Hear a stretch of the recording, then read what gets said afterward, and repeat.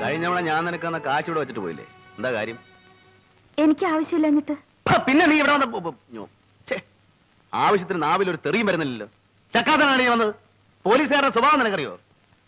Private ബസ്സിൽ കയറിയ piece മുതൽ കാശ് കൊടുക്കൂല, മുടി വെട്ടുന്ന ബാർബർക്ക് കാശ് കൊടുക്കൂല, ഓഫീസർമാര് ബാറിൽ കയറിയ ബില്ല് കൊടുക്കൂല. ബില്ല് ആര് കൊടുക്കൂല? ഓഫീസർ. അല്ലടി, ബാറുടമ ഓഫീസർക്ക് ബില്ല് കൊടുക്കൂല. പക്ഷെ എനിക്ക് തരും. തന്നില്ലെങ്കിൽ ചോദിച്ചു വാങ്ങിക്കും. എനിക്ക് ആരുടെയും സൗജന്യമൊന്നും വേണ്ട. വേണ്ട, സാറിന് പണം തരണമെന്നല്ലേ? അത്രേ ഉള്ളൂ, കൂടുതലും ഇല്ല കുറവില്ല, ഫിക്സഡ്. എന്നാലാ കാശിന് സാറ് എനിക്കൊരു സാരി വാങ്ങിച്ചു തരൂ. സാരി എന്ന് വെച്ചാ പുടവ. ഞാൻ നിനക്ക് പുടവ വാങ്ങി തരണം. ഞാൻ നിന്റെ നായനാവണം. പുതിയ ഉള്ളവനോടി ഞാൻ കുടി നിർത്തിയ നിന്റെ ഭാഗം, അല്ലെങ്കിൽ അടിച്ചിന്റെ പല്ല് ഞാൻ കുടിച്ചാ പോവാം. കുടി നിർത്തിയോ? ഉപ്പ് ഇപ്പഴങ്ങ് എടുത്തു വെച്ചോളൂ. എടാ നാറി, സോറി തിരുമേനി, ഇവിടെ നിന്ന് അങ്ങോട്ട് വിടവുള്ള അതുകളാ. നിനക്ക് വേണ്ടി മാക്സിമം എനിക്ക് ചെയ്യാവുന്നത് ഒരു ചിന്ന വീട് വെച്ചുതരാം, കീപ്. പക്ഷെ നീ പുറത്ത് വേറെ ഒരുത്തനുമായിട്ട് ബന്ധപ്പെടാൻ പാടില്ല. പാടിയാ കൊല്ലും. നിനക്കുള്ള ചെലവ് ഞാൻ തരും. പിന്നെ ഈ ഓട്ടം നിർത്തണം. ഷെഡി കയറി കിടന്നോളാം. പറ, എത്ര രൂപ വേണം? എന്നെ വിലക്കെടുക്കാനാണോ? സാറ് കൈക്കൂലി വാങ്ങില്ലെന്നാ ഞാൻ കേട്ടത്. അത് നല്ല തുക ആരും തരാത്തോണ്ടാ. അതുകളാ, എന്റെ യോഗ്യതയെ പറ്റിയൊന്നും നീ പറയണ്ട. കാശ് പറ. പിന്നെ ശമ്പളമല്ലേ ഉള്ളൂ. മാസം 1500 ഒക്കില്ല. ഒരു രാത്രി കൊണ്ട് അതിലിരട്ടി ഞാൻ ഉണ്ടാക്കും സാർ. സാറിന് എന്നെ വിലക്കെടുക്കാനാവില്ല. നിങ്ങൾക്ക് വേണോ പണം, സ്ഥലം മാറ്റം, പ്രമോഷൻ? ഞാൻ വാങ്ങിച്ചു തരാം. തിരുവനന്തപുരത്തേക്ക് പോണ്ട, അവന്മാർ ഇവിടെ കൊണ്ടുതരും. എടി, നീ എനിക്ക് പ്രമോഷൻ ഇടാം. വേണ്ട സാർ, കാശാണ് സാറ് വിലമതിക്കുന്നതെങ്കിൽ എന്തൊരു സാർ ഈ ജോലി? കാലത്തു മുതൽ ബൂട്ടും തൊപ്പിയും കാക്കിയിട്ട് നടന്നാൽ നിങ്ങൾക്ക് എന്തോ കിട്ടും? അതിൽ കൂടുതൽ ദിവസവും 4 താടി പഠിച്ചു കൊടുത്താൽ അമ്പട്ടന് കിട്ടുമല്ലോ.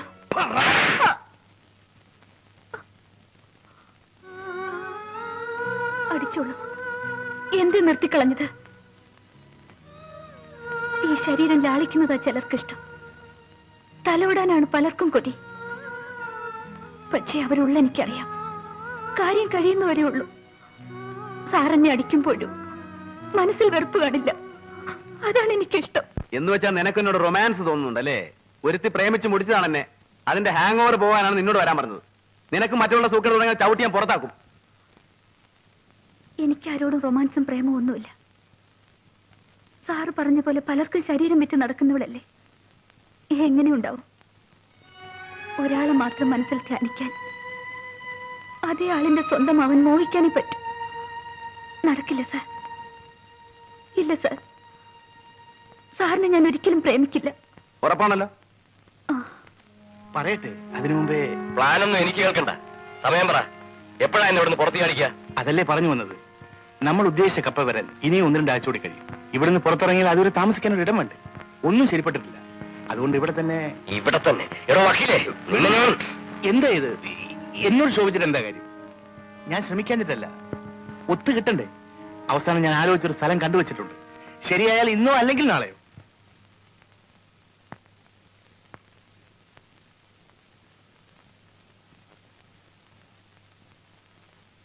വരൂ. രാധയല്ലേ? അന്തർജനം. ഇരിക്കൂ. എന്റെ പേര് ഉഷ, വക്കീലിന്റെ. മനസ്സിലായി.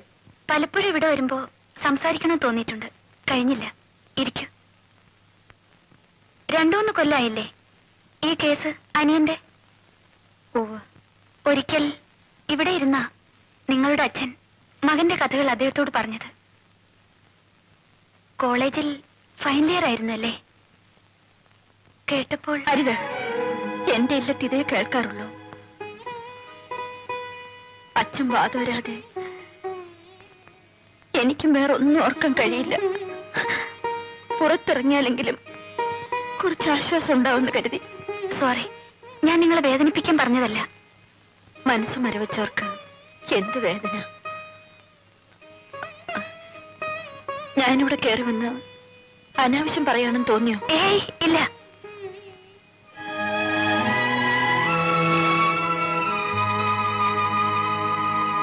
കോളേജിലെ ജോലി മതിയാക്കി വീട്ടിലിരിക്കുക.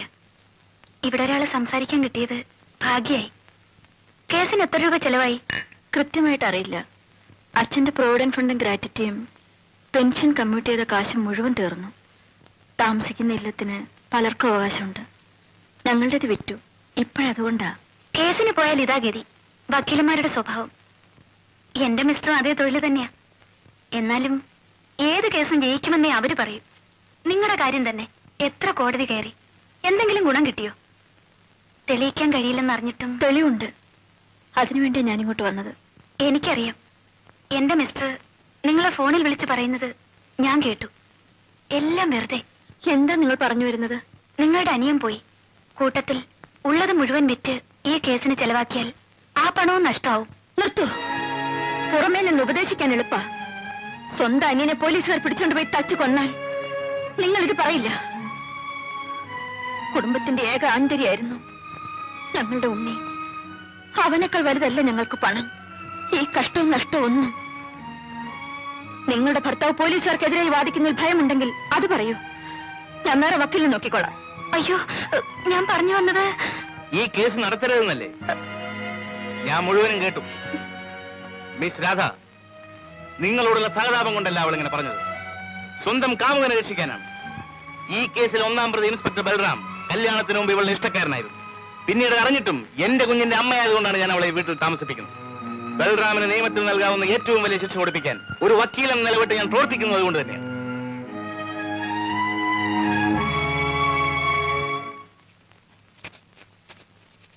നിങ്ങളുടെ അനിയനെ ചോദ്യം ചെയ്യുമ്പോൾ പോലീസുകാർ തന്നെ ടേപ്പിൽ റെക്കോർഡ് ചെയ്തിരുന്നു. ക്യാമ്പിൽ വെച്ച് ഫോട്ടോ എടുത്തിരുന്നു, IG-ക്ക് അയച്ചു കൊടുക്കാൻ വേണ്ടി. ഉണ്ണികൃഷ്ണൻ കൊല്ലപ്പെട്ടപ്പോൾ പോലീസുകാർ പരിഭ്രമിച്ചു. പിന്നെ ശവം മറയ്ക്കാൻ അവർ ഓടി നടന്നു. ഈ സമയം ക്യാമ്പിലെ മറ്റു പ്രതികളെ അവർ ശ്രദ്ധിച്ചില്ല. ഈ തക്കത്തിൽ അവിടെ ഓടി രക്ഷപ്പെട്ടവനാണ് ഞാൻ പറഞ്ഞ പുള്ളി. ഒഴിഞ്ഞ ക്യാമ്പിൽ നിന്ന് ക്യാമറയും ടേപ്പ് റെക്കോർഡറും പണമുണ്ടാവുമെന്ന് കരുതി പോലീസ് രഹസ്യരേഖകളാണെങ്കിൽ ഒരു ബ്രീഫ് കേസും എടുത്താണ് അവൻ സ്ഥലം വിട്ടത്. നമുക്ക് വേണ്ടപ്പെട്ട തെളിവുകളാണ് ഇതൊക്കെ. എന്ത് വില കൊടുത്തും നാം അത് നേടിയെടുത്തേ പറ്റൂ. എന്ത് വില കൊടുക്കേണ്ടി വരും സാർ? അതെത്രയായാലും ഞാൻ കൊടുക്കും. എന്റെ ഒരു പ്രശ്ന ഇഷ്യൂ ആണ് ഈ കേസ്. പക്ഷേ നിങ്ങളുടെ ഒരു സഹായം എനിക്ക് വേണം. എന്ത് സഹായം? അവനെ ഇപ്പോൾ പോലീസ് വീണ്ടും കസ്റ്റഡിയിലെടുത്തിരിക്കുകയാണ്. ജയിലിലാണ്. പക്ഷെ ആ രേഖകളൊന്നും പോലീസിന് കിട്ടിയിട്ടില്ല. അവനത് രഹസ്യമായി ആരെയും ഏൽപ്പിച്ചിരിക്കുകയാണ്. ജയിലിൽ നിന്ന് അവനെ പുറത്തു ചാടിച്ച് എവിടെയെങ്കിലും ഒളിപ്പിച്ച് താമസിപ്പിക്കും. പലരും കയറി ഇറങ്ങുന്ന ഈ വീട്ടിൽ അതിനുള്ള സൗകര്യമില്ല. അതുപോലെ ഹോട്ടലും മറ്റു സ്ഥലങ്ങളും അപകടമാണ്. എന്റെ നോട്ടത്തിൽ ഒരു പോലീസ് ഓഫീസറുടെ മൂക്കിന് താഴെയുള്ള നിങ്ങളുടെ ഇല്ലം അതിന് പറ്റിയ സ്ഥലമാണ്. നിങ്ങൾക്ക് ധൈര്യമുണ്ടോ അവനെ താമസിപ്പിക്കാൻ? കൈവിട്ടാൽ നമുക്ക് നല്ലൊരു അവസരമാണ് നഷ്ടപ്പെടുക. മറ്റു റിസ്കുകൾ ഞാൻ എടുക്കാം. ഈ ഒരു കാര്യത്തിൽ നിങ്ങൾ എന്നെ സഹായിക്കും. ഓ, എന്റെ അനിയനെ കൊന്നവരുടെ പ്രതികാരം ചെയ്യാൻ ഞാൻ എന്തും ചെയ്യും സാർ. അതെനിക്കറിയാം. ആരാണ് ആള്? സത്യരാജ്.